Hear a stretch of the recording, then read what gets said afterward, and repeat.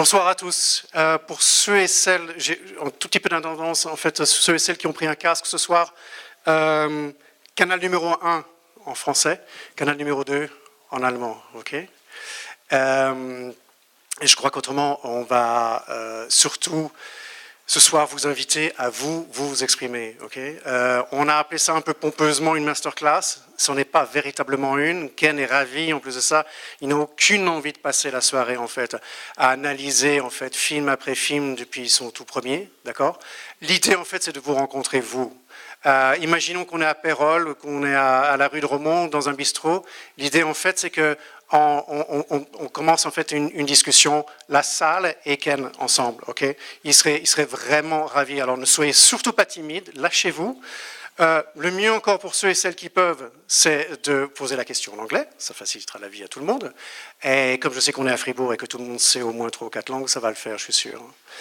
Ken, merci mille fois d'être là. Juste à titre personnel, moi, quand j'étais adolescent, mes héros étaient Gérard Philippe dans Fonfon la Tulipe, Peter O'Toole dans Laurence d'Arabie ou Steve McQueen dans La Grande Évasion, The Great Escape. Et c'est uniquement en fait en rejoignant un jour un ciné-club. J'avais aucune envie de faire de la mécanique ou du jardinage ou de la cuisine à l'école en fait. Je me suis inscrit bêtement au ciné-club un peu naïvement. Et il y a 2 films qui ont complètement transformé ma vie. 2 films have changed my life the day I joined the ciné-club in school. One of them was Elia Kazan's On the Waterfront with Marlon Brando, and the other one was Kiss. Your film, obviously. And pourquoi? Parce que ce jour-là, en fait, je me suis rendu compte, en fait, grâce à Kess notamment, que ton regard, votre regard, en fait, sur l'humanité, moi, à travers vos films, en fait, j'en ai appris tellement plus, en fait, sur la vie de mes voisins de palier, sur la vie des gens que je croisais tous les jours et que je prenais un tout petit peu, comme on dit en anglais, for granted. I took people for granted before I saw Kess, before I saw Kazan's On the Waterfront. And you helped me, actually, you opened my eyes to my neighbors where I lived, to my neighbors in general, my contemporaries, and also ce que j'ai découvert grâce à vos films, what I discovered watching your films, is that actually every human being here in this auditorium has a story. Good one, bad one, who knows? It needs a good storyteller to tell an ordinary story about somebody struggling, privately, family, in the work environment, peu importe. Mais surtout, vos films m'ont ouvert en fait les yeux au monde. Et last but not least, grâce à vos films, moi, adolescent, et je ne voulais pas m'y intéresser auparavant, les nouvelles, qu'elles soient radiophoniques, qu'elles soient écrites, may it be news on television, on the radio, or reading a newspaper, your films actually helped me open my own eyes to the world in general. And for all that, for your compassion, your passion for cinema, I want to thank you very much for being here tonight. Thank you. Merci.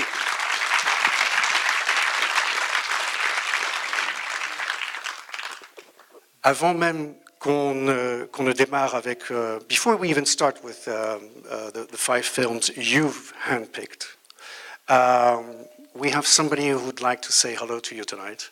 Okay. He could not be here, unfortunately. He's in Toulouse. He's in front of you right here. Can you see him? Yes. Hello. Hi. Hello. Go ahead, Diego. Hi, Ken. Hi, Diego. Nice to see you. Yes. I wish I would be there, but I could not. How are you? How is everything? Is it very cold over there? I'm fine. With some a huge room full of friends that I have only just met, but I'm very pleased to see you. Yes, and I want to thank you for so many things you shared with me about the way to make movies, and you gave me so much inspiration and method for La Jaula de Oro, and I also want to thank you for choosing the film I feel very honored. I remember I watched a lot of your films. I was less than 20 years old, and I remember when I moved to Madrid because I wanted to work in movies. I was cleaning cases at a camera shop, and yeah, I had seen Hidden Agenda, Kiss, Raining Stones, and many of your films. And suddenly, through a friend, I contacted Yusuf, remember the assistant director of Land and Freedom, and he told me, do you know how to load magazines? And I said, yes. Do you speak English? Yes. And he said, okay, you start next week working on a British film with Ken Loach. And I was like, oh no. So yeah, Oh, well, it was a good experience we had, wasn't it? oh, it was amazing. It was amazing. The camera was loaded perfectly.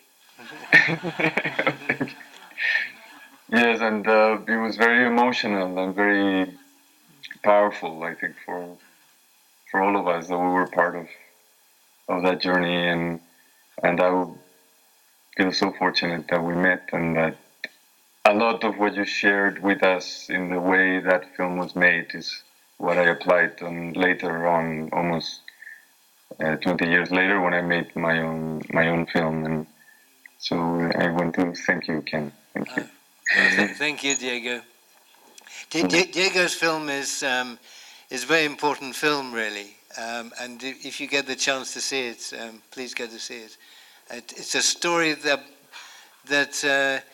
you would think has been told, but actually hadn't been told, and it says a lot about the U.S. presence in Central America and the reality behind the American dream. And it's a good film. It's a great film. Well done, Diego. Oh, thank you, Ken. Thanks for having joined us, Diego. Tout le monde, la personne qui nous a rejoint ce soir via Skype, en fait, c'était Diego Quemada Diez, qui est le réalisateur de Golden Dream, qui fait partie de la section en fait des 5 films que Ken a choisi cette semaine ici à Fribourg. Diego avait rejoint en fait Ken sur 3 longs métrages, Land and Freedom, Carla's Song et Bread and Roses. Il était caméra opérateur sur ces 3 films pour Ken. Et 20 ans plus tard, il a enfin mis en scène son propre film et il fait partie en fait du choix de Ken. Donc si vous avez l'occasion encore cette semaine de voir le film ici à Fribourg, profitez-en. Yeah, good. I'm not sure about the beard, Diego. That's the only thing that worries me. Oh. Okay, I will. Depends on the day. It's a bit cold, and yeah, but I will think about it. Okay. Take care, Diego. Thank you. Thank you, and I may call you. I may pass by London, so I will. Maybe we can meet. Good, indeed. I look forward to it. Ciao, Yeah, Diego. you too, and thank you again, and enjoy the class. You're going to get a lot out of it. It's you're very fortunate tonight. Thank you.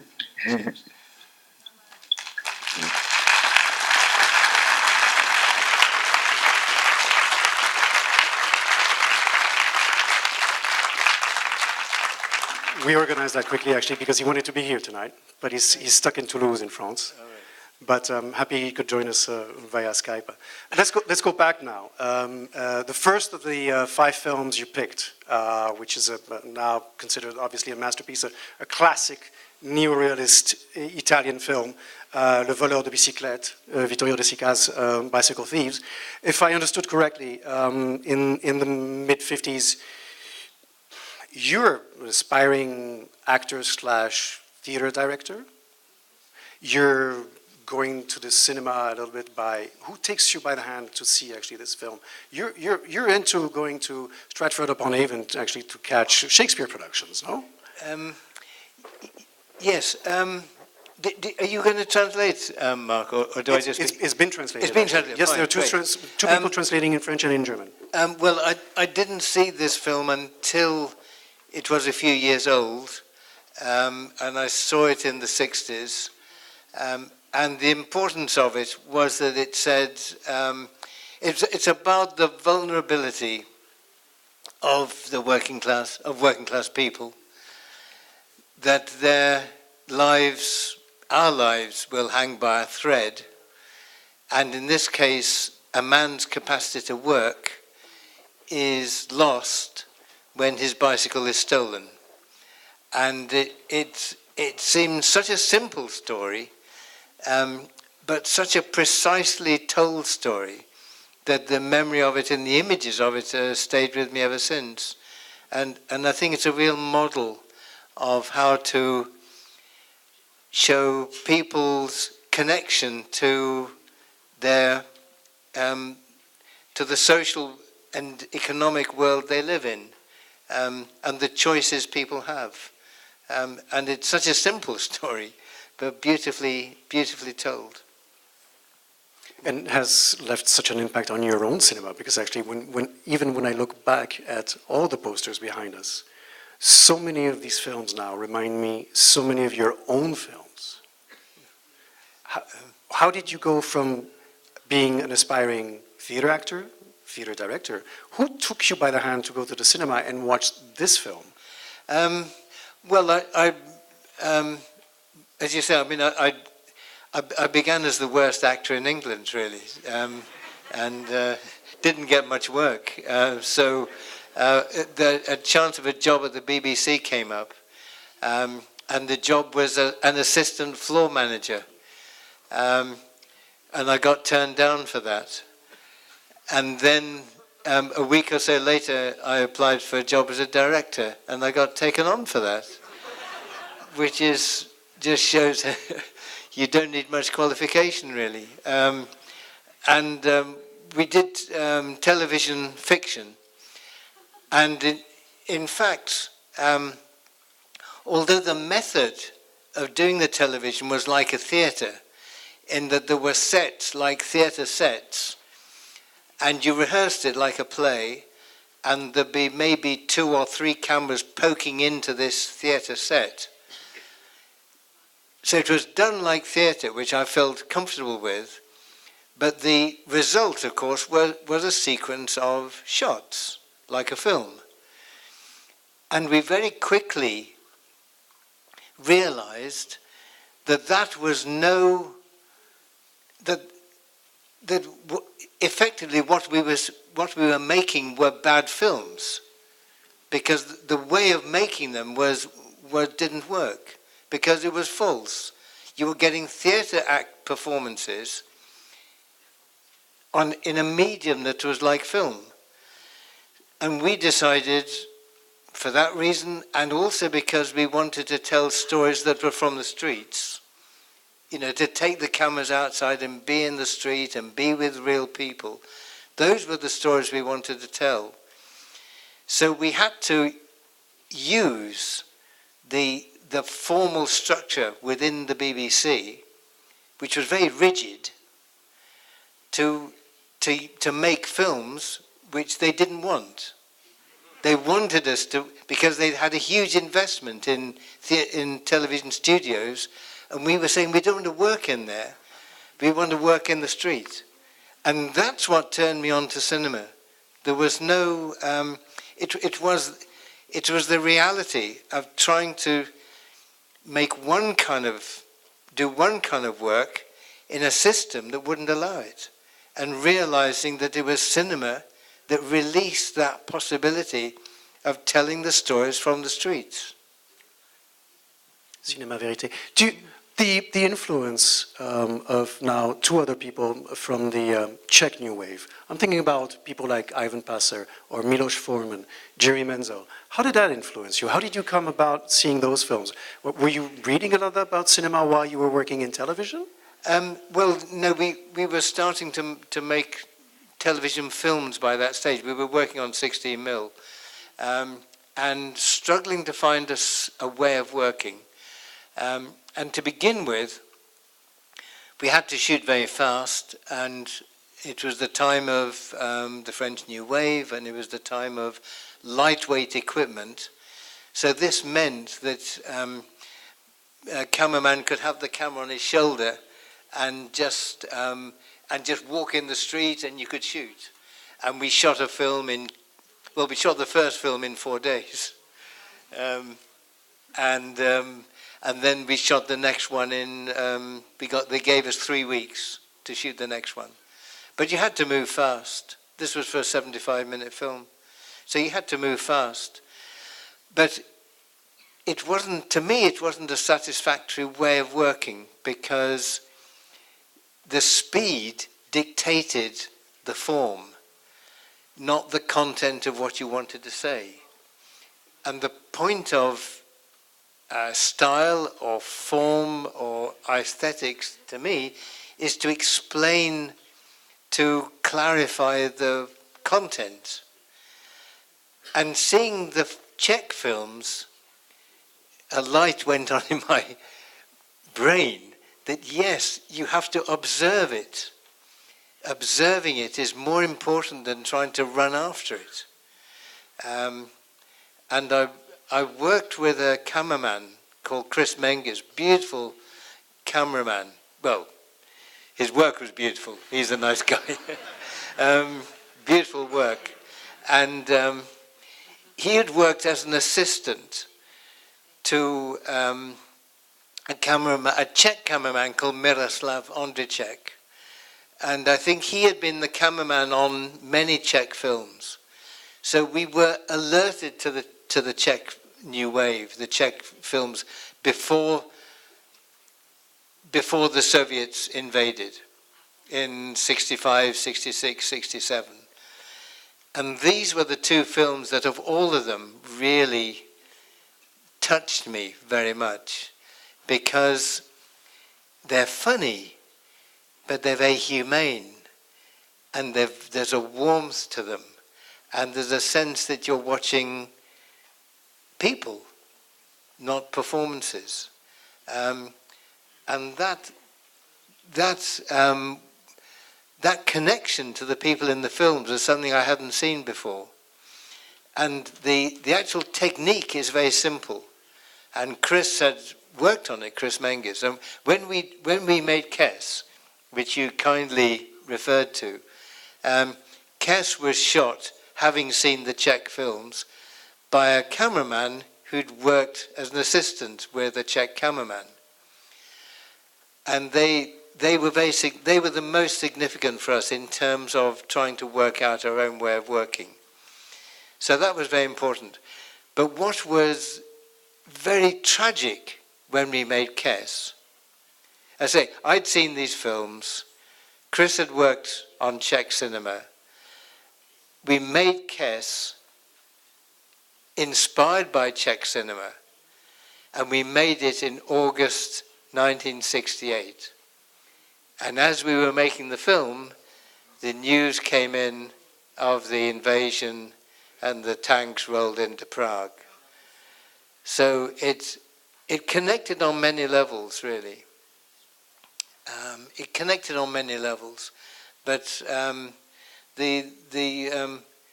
think that the simplicity and the comedy and the perception of people's, how people are with each other, is very fine, and I think it's a very fine, if brief, period of filmmaking. Chris must have learned, I mean, how many films did you do together with Chris Menges? I don't know, quite a lot.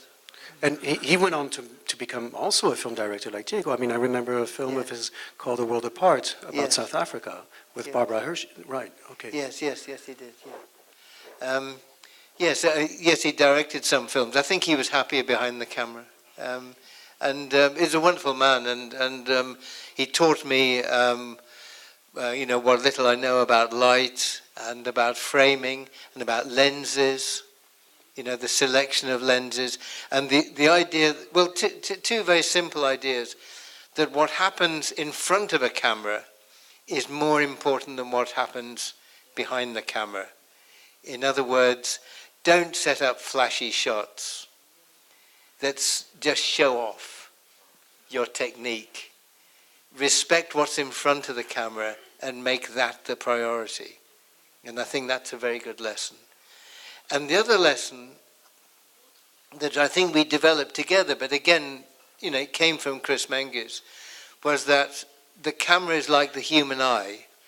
So you find a lens or lenses that correspond to what you see.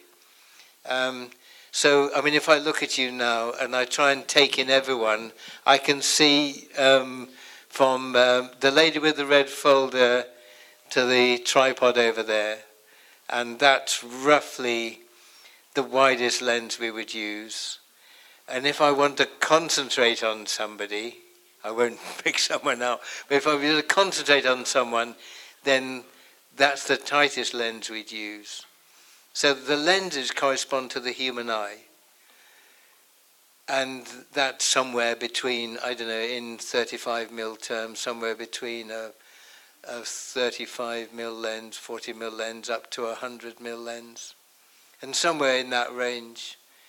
And if you keep those to those lenses, then it's like you're in the room. And the moment you put on a wide-angle lens, then it's not natural, you know. I'll tell you one shot, sorry, I'm going on a bit now. I'll tell you one shot that really always gives away to me. And you see it in almost every film. What always gives it away is that this is not real, is when you see it, in other words, you're not observing something real. So it undermines the whole film.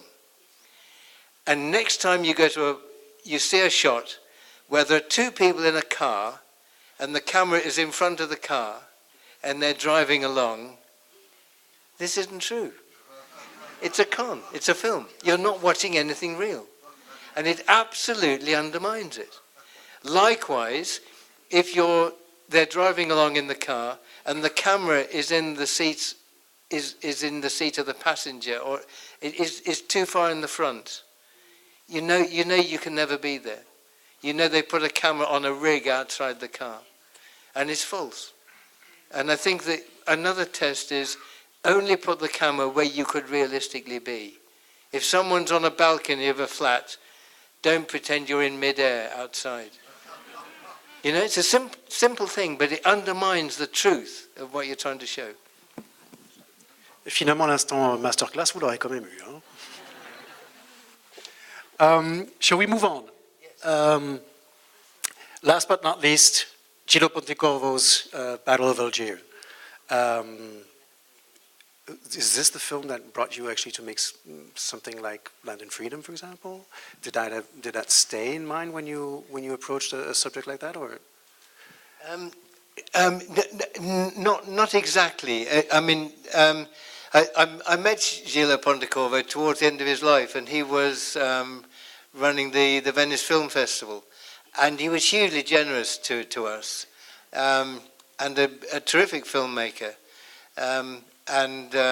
He'd been a partisan. He'd fought in the war with the partisans against the fascists, and so that endeared me to him.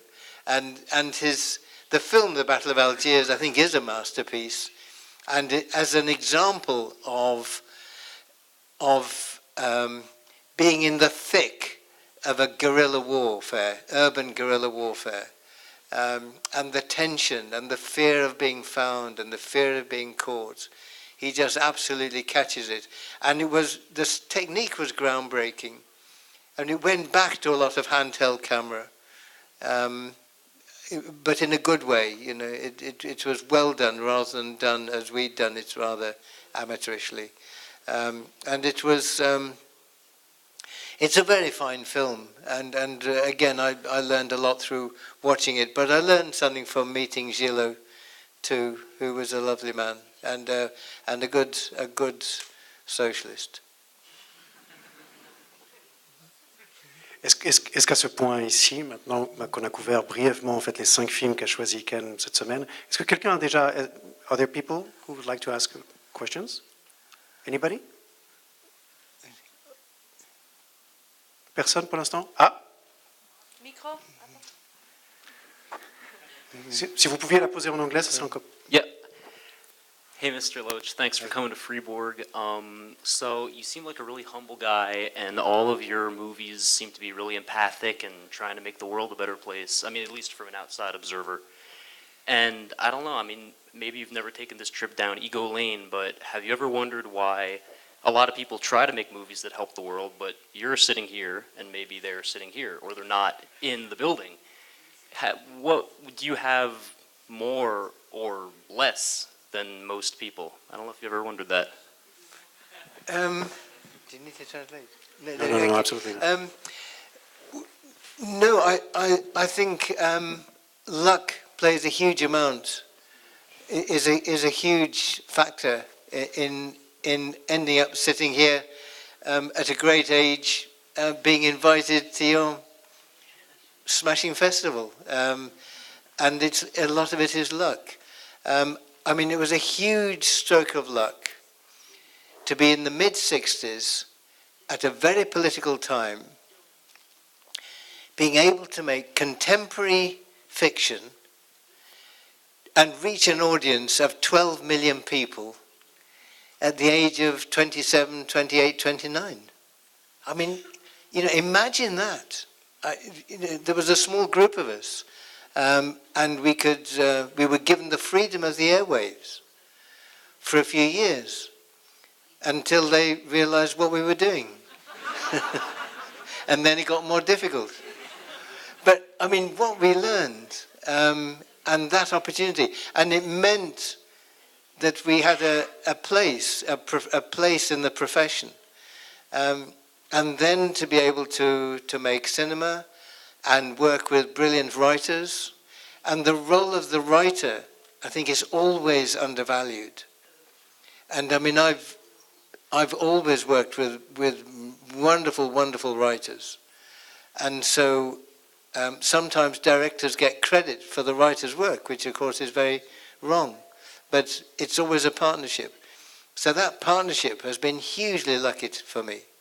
And then, well, we've just managed to find stories and that people were prepared to listen to. But I think there are many now, you meet many young directors and many young writers who have the ability and the talent and the political understanding to tell the stories. But cinema is very narrow. Cinema is mainly about commodities, big investments for which investors need to make a profit. So that determines who's in the film, what the stories are, how many cinemas the film will go to. And it's about profit, it's about commodities. But for us, cinema has been about communication. It's about communication. But it's about expressing or telling a story or sharing a view of the world and getting something back. That's not, basically cinema is about commodities. And so the two are difficult to reconcile, and I think that's the problem. Est-ce qu'on peut donner un micro à la personne qui est...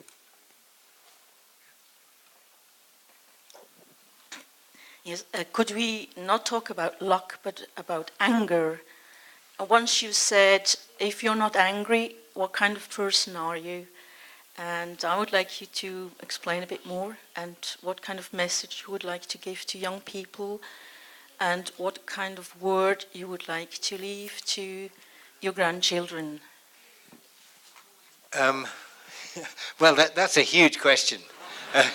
That's a huge question. And yes, of course, what I think is what has driven us to make films is a sense of, well, it's a number of things, but anger certainly plays a part. And I suppose it begins by just looking around and seeing that the world is a very unjust place, in very simple terms. I mean, obviously I don't know your country as well as I know my own, and in our country the working class, and the working class, people use the term working class and they mean the very poorest people. I don't mean that. I mean everyone who sells their labour in order to gain a living and to have a house and have a family. And that's most of us, actually. That's most people. The working class is the vast majority. It's not just the very poor. It's the vast majority who sell their labour. And the majority of those jobs are skilled or semi-skilled, and people, get a fair wage or a living wage or not.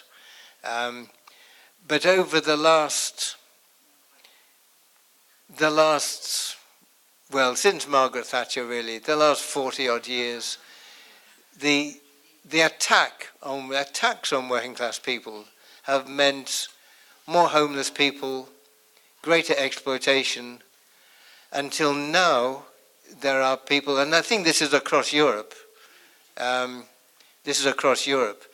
that people work with no secure contract of employment.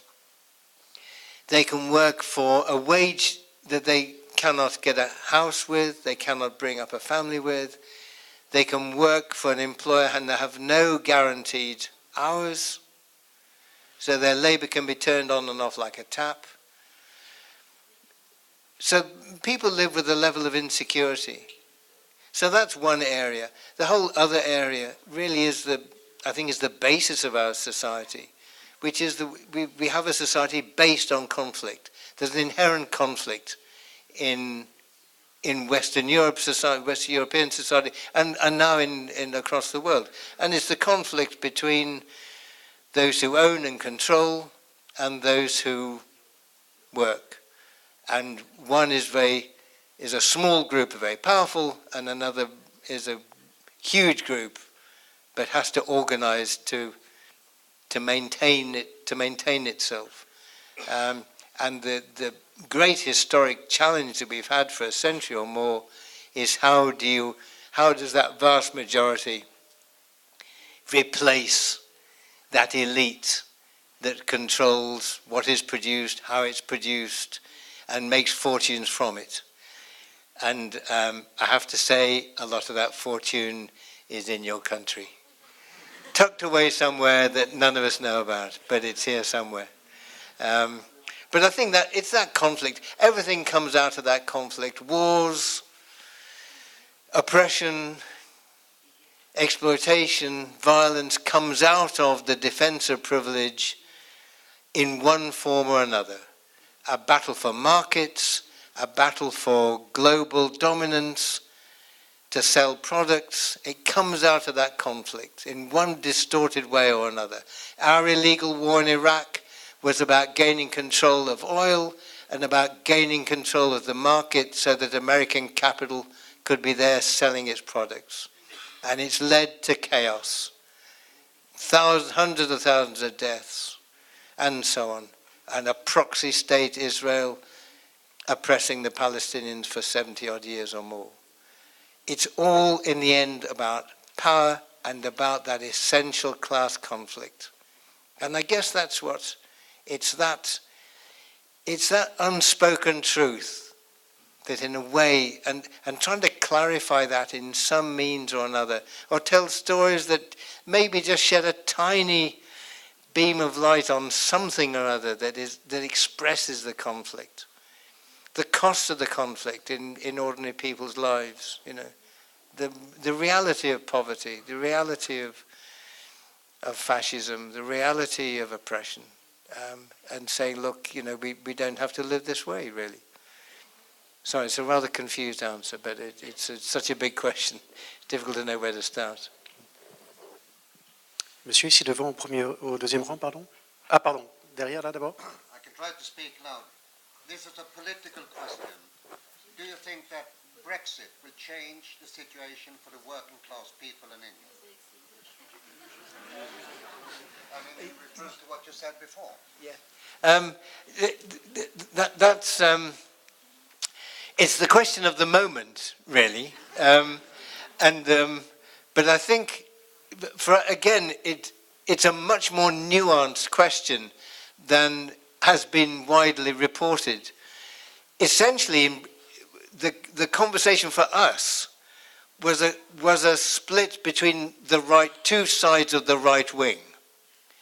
one element of the right wing thought the European Union, which is a union to serve the interests of big employers, of corporations, that puts profits before workers' rights, before trade union rights, that union is a very efficient way of exploiting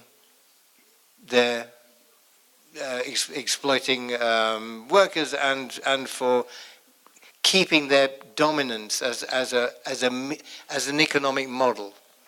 Because it gives some protection to working class people, it gives some protection to the environment, but it's so small, it doesn't stop the big corporations making the money. So they think that was good. Against them, you have another aspect of the right wing, that are kind of romantic nationalists that are wedded to the idea of the island race, you know, a blessed plot surrounded by water, something special, the home of the empire. And when you get rid of the small restrictions that the European Union would impose, they don't have to obey those restrictions like Trump. They can exploit people better. So they would then invite investment into Britain by saying, look, you can pay low wages here. Look, there are no environmental protection laws, or very little. You can really make money here. And that's the project they have for Britain, having left. So it was a split between two sides of the right wing.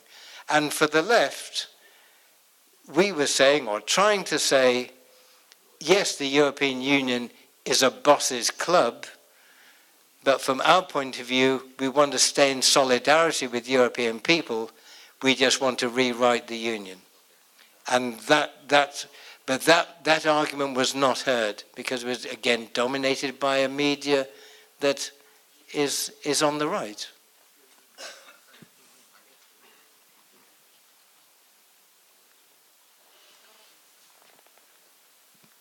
It's a great pleasure that I can ask my question, because we are now in the politics, really. I follow a bit the UK politics and, of course, Jeremy Corbyn. And do you think that now he have a shot, since Theresa May looks a bit weak, I will say, and or is it the establishment really too afraid of him? That's another good question. We can talk about films as well. But, I mean, to be quick. Masterclass en cinéma et cours de géopolitique. Well, Jeremy Corbyn is an extraordinary man. I've known him probably for 20 or 30 years.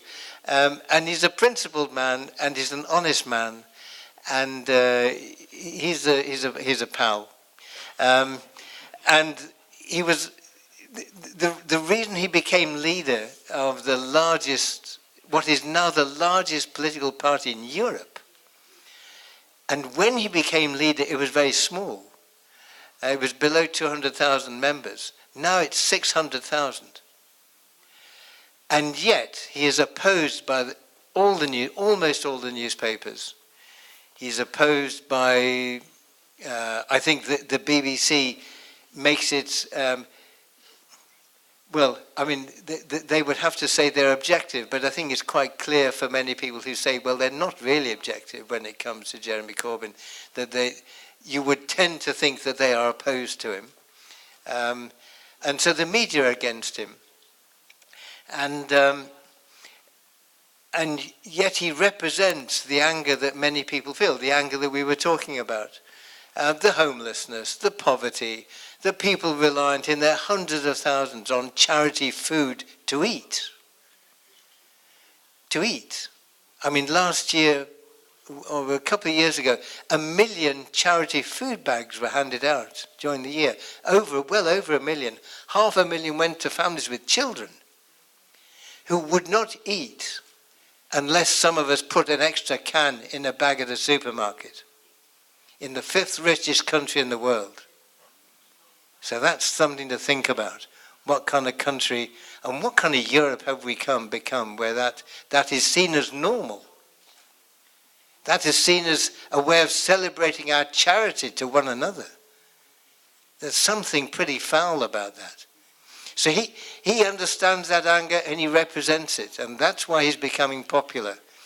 And it depends on the success of the propaganda against him, whether or not he'll get in, and the clarity with which he can communicate his message through people knocking on doors, through people with leaflets, through people talking in town centres, and on social media. Very important, on social media, bypassing the big right-wing newspapers and big organisations. So that's the test whether he can succeed. If he can, and he can carry through his programme, and that's a big question too, because you can be in government but not in power. You can be in government but not in power. And he has a group of MPs who are pretty hostile to him as well. So the whole party has to change. But if he can do that, then that could really be a beacon to change Europe, and because it would mean for the first time you would have a government that cut back the power of capital and cut back the power of big business and reclaimed what we used to. We used to own our water. We don't now. We used to own our gas, our electricity, our railways, our post office, our health service. We don't own that now. A lot of it goes to private contractors. Do you know a simple thing? When there's a fire and firemen come and try and put it out, we don't even own the fire engines they drive. They're leased from private companies. I mean, I could go on, but there's a level of stupidity about this selling everything off, and we're a prime example. So there could really be a change if he can get in, and if we can implement that program, and to live by international law. No more wars, just to back up the Americans. No more of that. Live by international law. A simple thing, but how important to have a government that obeys the law. So it could really change the face of European politics. So if you've got any friends in Britain, send them a word to stick by Jeremy. He's a good lad.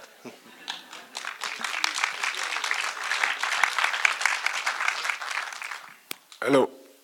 I will try in English, but I'm not sure it will be successful. You talk about family who depend from the charity before. And I'm sure these people working today called working poor. What do you think about to introduce salaire universel, universal base salary, about an amount where everybody get, when you're born to you die? What do you think about that idea? I think it's a very interesting idea. I think it's it's a very interesting idea, and it's becoming popular that everyone should have a basic universal income. Sorry? You wrote about that in Switzerland. Yes. I mean, I think it's an interesting idea that needs exploration. My fear is that it will become an easy target for the right wing, because they will say, we're giving people money for nothing and look how lazy they are. And that's what the right wing will say. I'd much sooner we had a policy of full employment, because where everybody makes a contribution, because having a job, it gives you dignity and it gives you self-respect, and people define themselves through their work, don't they? And they take pride in what they do, in what they contribute. You know, and when you have kids, you know, when you have a family, and your children are growing up, you share things and everyone contributes to whatever you're doing. And I think carrying that on into society is very important, that everyone makes a contribution. And it's appropriate, and we divide up what there is to do. But I think that's an important part of a coherent society, and that you don't have some people who do far too much work and earn far too much money, and some people who have a small basic income. That seems to me, in the end, that's not a happy way to live. But agreed everyone should have employment, and that employment should give everyone a life of dignity. I think that's more important. We've had 5 men. If I were in Britain, I'd get lynched at this point. There has to be a woman next, for Christ's sake. There's a woman right here. Great. I'm very sorry if I bring the subject back to movies. It's okay. But I will make a link with what you were talking about and unemployment, and I want to say how honored I am to be here listening to you talk, and I also want to thank you very much for your movies. In particular, one that I saw lately was Me, Daniel Blake, and I adored the movie, and I think it's much more universal than maybe you thought when you made it. I don't know if you thought it was something typical of the British administration, or if it was also happening in other countries. But my question is, how do you go about making a movie on a guy who can't get a job, and so the basic whole movie is about administration? How do you go about making an interesting movie with that subject? Well, is it the writer? Paul Laverty. Yeah, Paul Laverty. Well, it's something we talked about. I mean, I've worked with Paul for 25 years now, so I mean, the process is that we exchange messages all the time.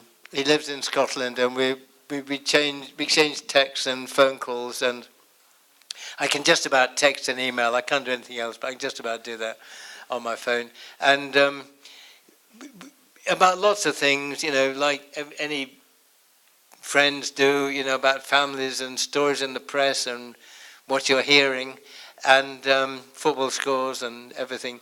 And we found we're exchanging lots of stories about extreme poverty, about sanctions when people who dependent on the state for a minimum income, and that stops, the state stops their money dead because there's some bureaucratic failure that they've made. They haven't. They've been a few minutes late for an appointment. They haven't done everything that the bureaucracy demands. So, and about the food banks, the charity food, and all these stories were coming together. So we thought, well, maybe we should look into this. But of course, the moment you start to look into it, as you say, it is a tangle of bureaucratic information. And there are so many restrictions, regulations, that it's like the Napoleonic Code, you know, I mean, it's extraordinary. And so how do you tell a story? So it was a question of selecting a main character, and the particular crux of his story was that he's a man who's sick. His doctor says he's too sick to work, but the state says, we don't believe your doctor. We're going to get an American private company to assess him by a series of stupid questions. And those stupid questions show that, yes, he can put a hat on his head, he can walk to post a letter, and so on, and he can tie his shoes up. Therefore, he's fit for work, despite the fact that it could kill him. So that was the crux of his story. And we wanted to make him isolated in a way. So that meant that, well, his wife was no longer with him. It meant that they hadn't had children. So in order to tell the story precisely of an isolated, you start to build a character. And we wanted a skilled man, because he enjoyed his work. He had a real skill. So it's not someone who doesn't want to work. This man wants to work. And so we wanted to see his skill. So that again determined what kind of man he was. And then we wanted someone that he would talk to.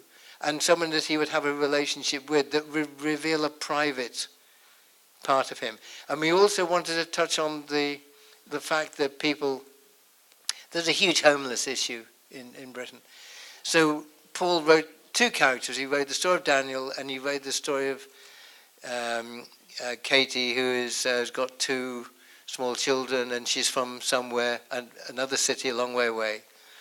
So they don't know each other, so they have to find a connection. And his care for her, his concern for her, becomes a focus for his emotion. So in a way, the characters, a story starts to develop. And Paul's brilliant at this, and he wrote the two characters. And then you have to find a trajectory for both characters. And both become desperate. Katie, in the end, in order to not to be constantly humiliated by the state, humiliates herself by selling her body. So in a sense, they're balancing stories. So that's how it emerged, really. But sorting through that tangle of bureaucracy, at first sight we thought we'd never get away. It's like hacking your way through undergrowth, really. But again, I think the key thing always with storytelling is just clarity and simplicity and economy. And if you can find that, that's what you're looking for, really. I'm really sorry. We have time for two more, so I'm going to sell these very, very, very high. No, please. Ken aurait aimé encore une question de la part d'une femme, si on peut avoir un micro ici. Juste ici.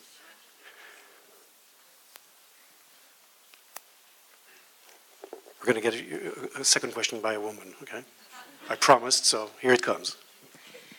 So my question is, do you get some concrete gratitude from the people you depict in your films?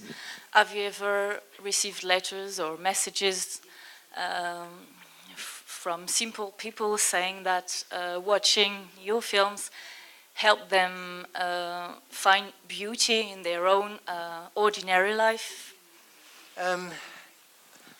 Well, well, look at tonight.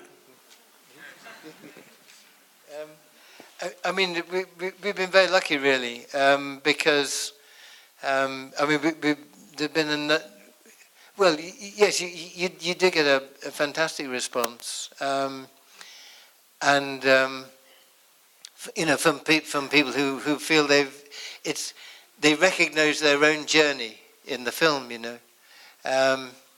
and it comes in different ways. Obviously, after the last film that you talked about, we went to many screenings, and many people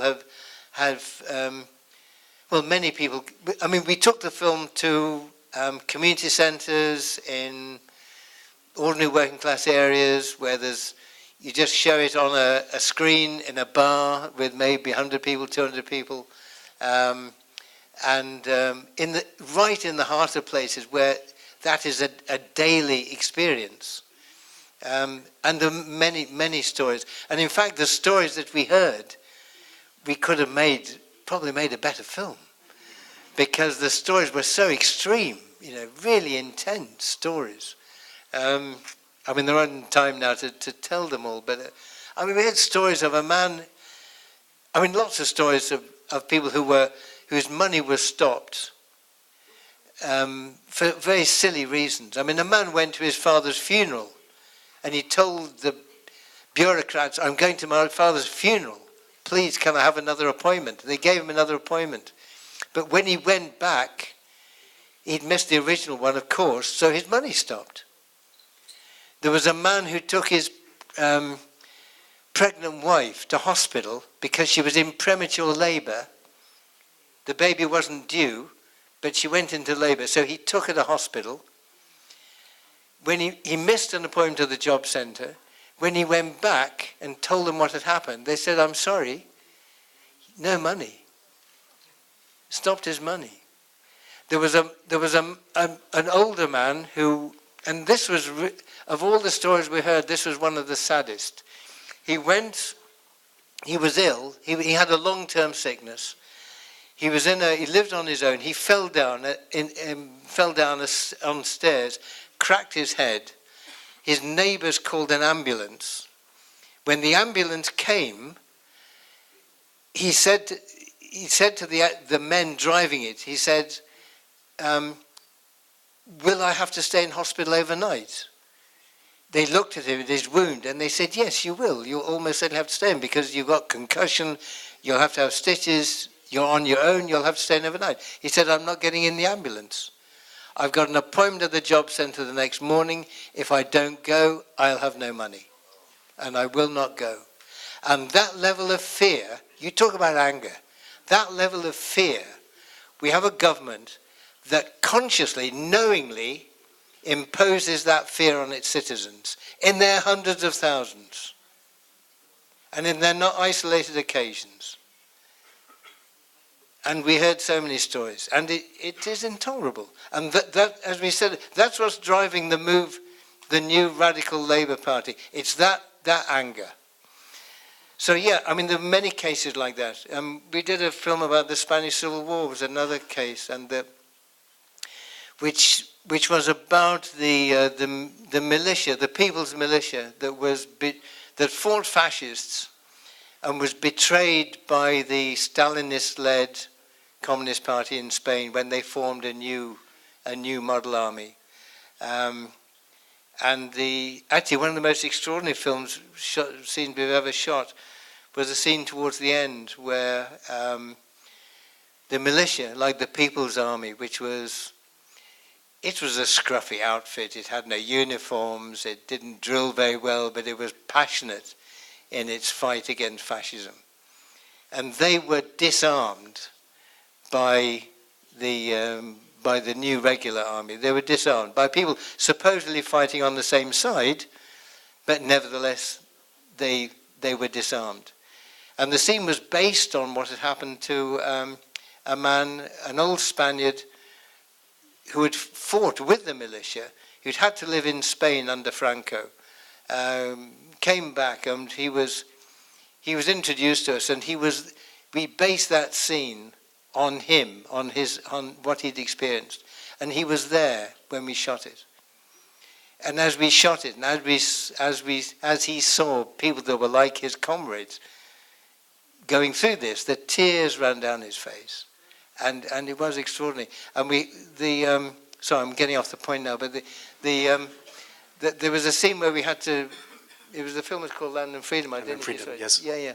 And in the scene, the girl who's embodied the spirit of the revolution is shot by one of the new army, as when one of the militia provokes the new army by firing his own rifle in the air. When they're told to disarm, the militiaman fires his rifle in the air as much as to say, no, we're not giving up our weapons. And the girl runs forward to the new army to say, look, please don't fire, don't shoot. And the young soldier, thinking that he's threatened, fires at the guy who's just fired his gun in the air and kills the girl, kills Blanca. Well, of course, nobody knew she was going to die because the whole point was to get the grief and the passion from the militia seeing a friend killed. So I had to say to Blanca, Rosanna Pastor, her name is, I said, Rosanna, look, I'm really sorry, but in this scene you have to die. And she said, I don't want to die. I said, I'm really sorry, it's in the script. You have to die at this point. So anyway, we took her to one side and we arranged it, and the others didn't know. And so when it happened and she ran forward, and it was only her that knew she was going to die.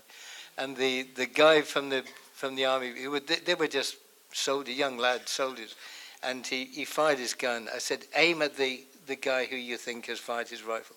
And of course Rosanna was between the two. And he killed her. And the whole group of the militia were absolutely mortified and destroyed, and because they'd lived it, they'd lived the Civil War, and the one Ruckelbear whose life it was in front of him, really the tears ran down his face, And so you do get, you do get extraordinary moments like that. And we had a screening of that film for this was in the mid-90s, and many people were still alive who'd fought in the war. And again, it was a very emotional scene. And I mean, that's what's extraordinary about films. They can touch you, and they can communicate, and they can bring people together and, clarify things. And so they can be quite emotional. Your films are quite often quite bleak and tough to take. I know that I don't think I've ever left any screening of one of your films when I wasn't in tears. And but thank you so much, because just like you are, your films at the end of the day are so uplifting. And thank you so much this evening for having shared with us your passion for people, your passion for cinema in general. And unfortunately we have to go now. But thank you so much. Okay, thank you.